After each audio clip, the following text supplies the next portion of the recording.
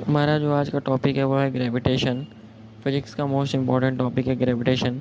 Class 11th और competition के लिए बहुत इंपॉर्टेंट टॉपिक है। तो हम लोग ग्रेविटेशन में सबसे पहला टॉपिक पढ़ते हैं Newton's law of gravitational attraction. लोग सबसे इम्पॉर्टेंट टॉपिक क्या पढ़ते हैं? Newton's law of gravitational attraction.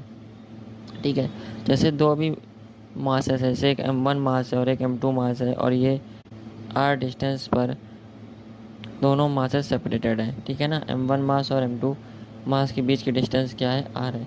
ठीक है, तो जो फोर्स लगता है product of the masses m1 m2 के, और फोर्स इन्वर्सली प्रोपोर्शनल होता है डिस्टेंस की स्क्वायर के। ठीक है ना, तो force is inversely proportional to 1/r² हो जाता है। ठीक है, तो अब हम लोग फॉर्मूला क्या आता है फोर्स का? g m1 m2/r²।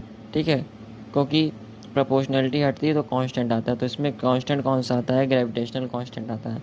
तो ग्रेविटेशनल कांस्टेंट को हम लोग डिनोट करते हैं g से। तो फॉर्मूला हो जाता है फिजिक्वल to g m1 m2/r²। g को हम लोग बोलते हैं यूनिवर्सल ग्रेविटेशनल कांस्टेंट, जिसकी वैल्यू होती है g is equal to 6.67 into 10⁻11 newton metre square upon kg²। ठीक है ना, फोर्स की फॉर्मूला आया जी m1 m2/r² और जी की वैल्यू कितनी होती है? 6.67 into 10⁻11 newton metre square upon kg²। ठीक है, उसके बाद मोस्ट इंपॉर्टेंट टॉपिक है एक्सीलरेशन ड्यू टू ग्रेविटी।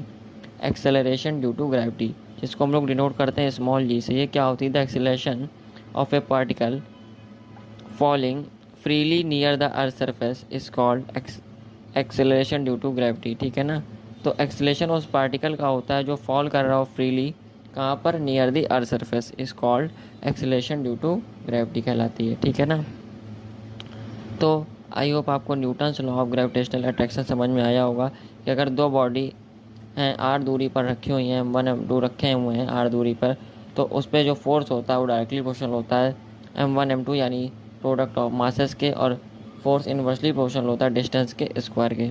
ठीक है ना, तो प्रोपोर्शनैलिटी हटती है तो कांस्टेंट लगता है, g लगता है, तो f is equal to g m1 m2/r² formula होता है।